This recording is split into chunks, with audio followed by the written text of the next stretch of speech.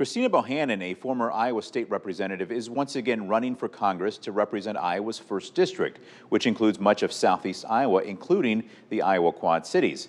In 2022, she lost against incumbent Marionette Miller-Meeks. This week, we sat down with Bohannan to discuss the work she would do if elected, and specifically a topic that has made headlines recently that hits close to home for her. And joining us now is Christina Bohannan. Christina, thank you so much for taking the time to chat with us this week. Thank you for having me.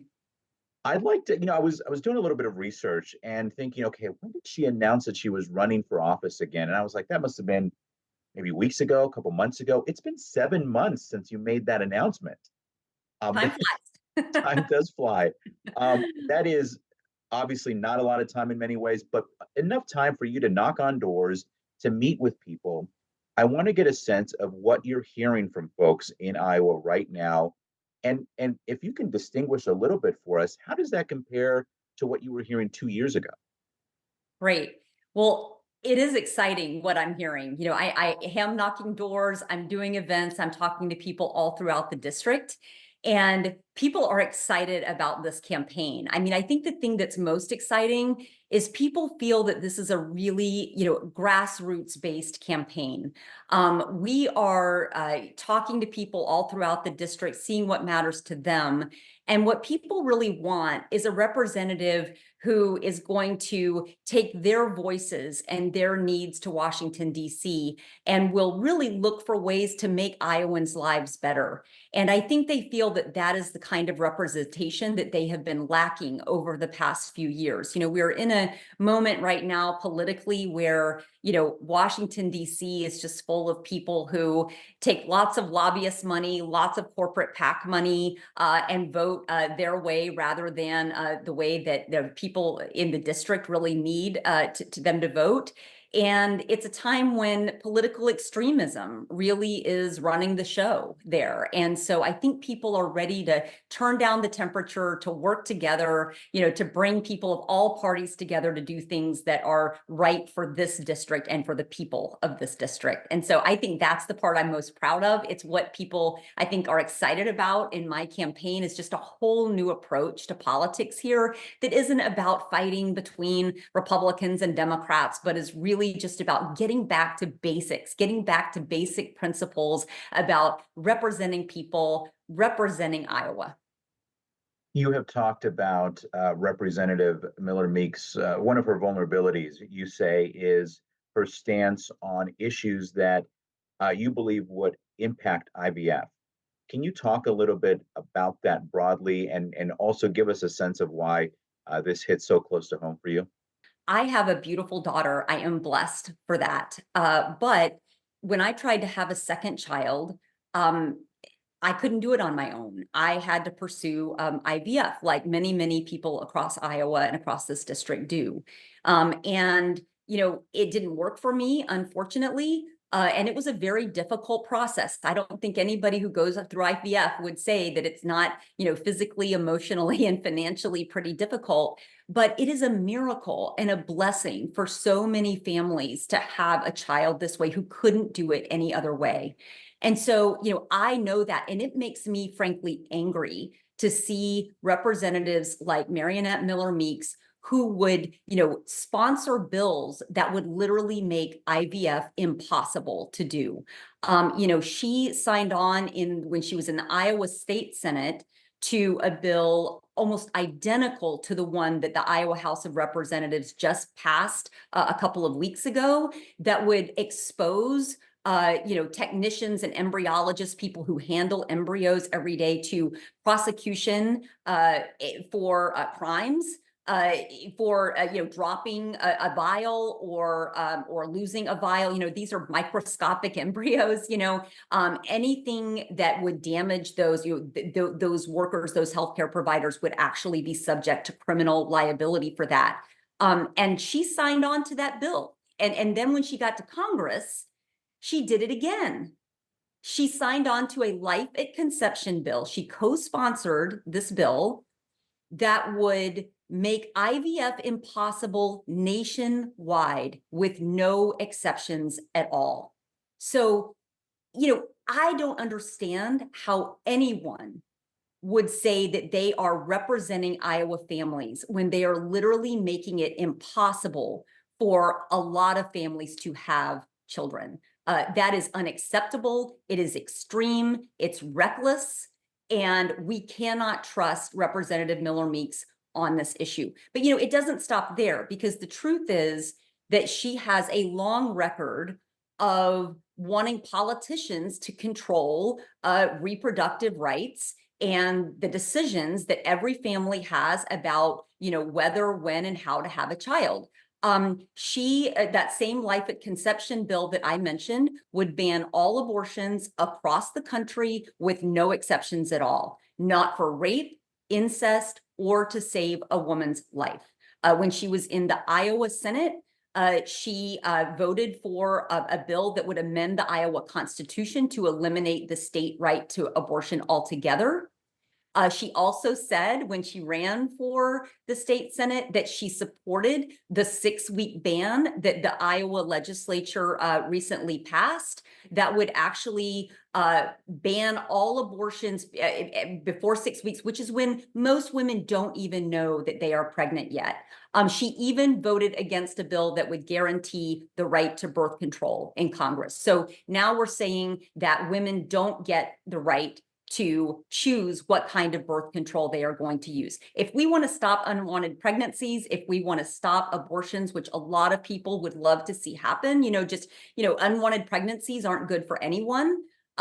We need to ensure that women have access to birth control and their choice of that. Miller-Meeks literally voted against that right here, and we are talking about this in the year 2024. We need to have other conversations. We need to have a representative who is out there fighting for Iowa families, who is helping them make choices, make it easier for them to make choices that affect their own lives. We need to be fighting to bring costs down for them, making sure that it's easier for them to access healthcare, not harder. And so that is why I'm running. And that is why I think that Marionette Miller-Meeks is just not suited to this district. Let me push back a little bit on what you said. And Sure. if she has had this position and has stood by this position as a state lawmaker, and now in 2 terms as a lawmaker, in Congress, isn't it perhaps possible that this is why people are voting for her? Whether or not you agree with that position, perhaps there are Iowans who do agree with that position. No, and the reason is because she is not being honest about her positions.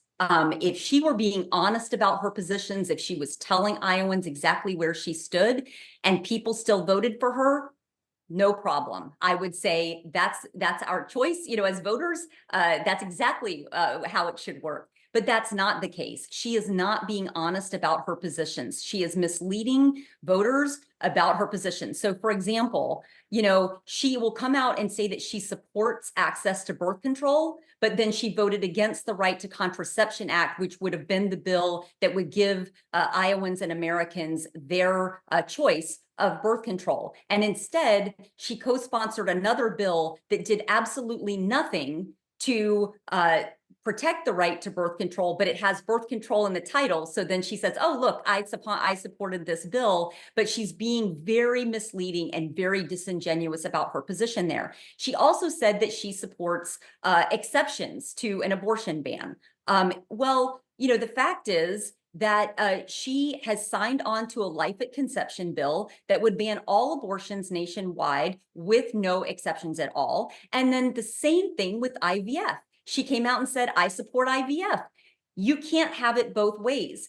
IVF doctors that I have talked to, down to every single one of them, say you cannot simultaneously support a life at conception bill, as Marionette Miller-Meeks unequivocally did, and then also say that you support IVF. It's flat out not possible. The science does not work. It's not going to be possible for them to do their jobs if we pass a life at conception bill like the one that Marionette Miller-Meeks supported. It's just not possible. So if politicians are honest about their positions and people vote for them, then that's exactly how the system is supposed to work. But what's happening here is that Marionette Miller-Meeks is doing one thing in Washington, D.C., And then she comes back and tells her constituents something entirely different. And that is not good representation. That's why I'm running in this race. I will be always honest with my constituents. And I think that's the kind of thing that constituents want to see change.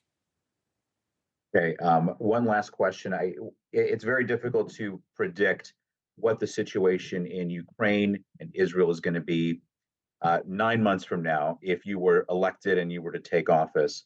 But I think people are very curious about where our representatives stand on these issues. Are you able to talk about that even generally, even though we're not privy to the future or maybe even privy to some of the details of what's going on that maybe lawmakers right now are getting information about?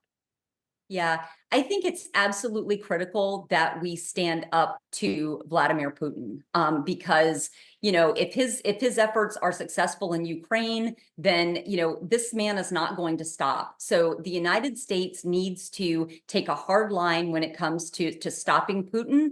And unfortunately, the people in the Congress right now, including Marionette Miller-Meeks, have not stood up to him nearly enough. So that is something that I will always do. We want to make sure that we are holding other countries accountable, including Putin and Russia, including China. Those are things that we have to really watch carefully. So we have to stand up to him. And unfortunately, we are not seeing Congress act in that regard. So, that is something that's really important. And look, the situation in Israel and Palestine is, absolutely devastating. I mean, I think anyone on any side of this issue looking at this cannot help but feel for, all of the people affected by this.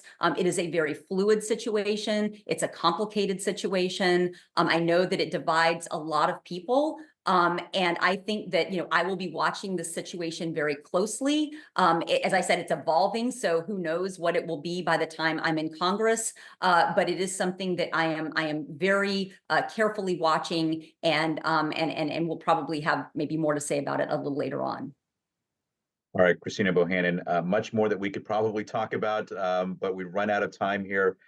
Thank you so much for taking the time to chat with us. Thank you. Really appreciate it.